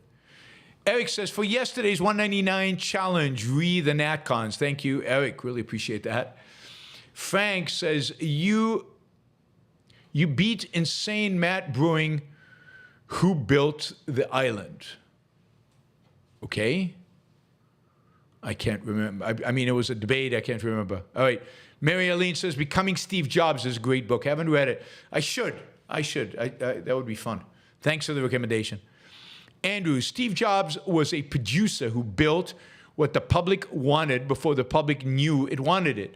A great producer's vision precedes demand. Yes, absolutely. Frank says, what would a LaPen government really be bad for Jews? I think ultimately, yes, not in the short run. In the short run, the real enemy are the Muslims. But I've always said, when the Germans and the French and the Europeans wake up and decide they want to start concentration camps for Muslims, why not throw in the Jews in with them for safe measure? Why not? So when your hatred of people is not based on ideas, not based on a real understanding, but is based on certain collectivistic premises, nobody is safe, particularly not a group that historically has always been crushed by the collectivists. Nate says, can the creation of art aid in introspection, or should this ideally be done rigorously prior to the creation of art? No, I definitely think it can help in the creation of art. It should be done before and during. Introspection should always happen. Yeah, because I think as you create art, assuming you're an artist, right? I don't recommend people just drawing for the sake of drawing, because I don't think it'll say anything about you. You have to be an artist. You have to be trying to really create something. Then looking at that art will say something about who you are. And that is an aid to introspection. It'll help you go deeper in terms of your metaphysical value judgments. All right, guys. Thank you. Thanks all the super chatters. Really, really, really appreciate it. And I will see you guys all tomorrow for another episode of the Yaron Brook Show, 2 p.m. East Coast time. And what else do I need to tell you? I think that's it. Have a great rest of your Wednesday, and I will see you tomorrow. Bye, everybody.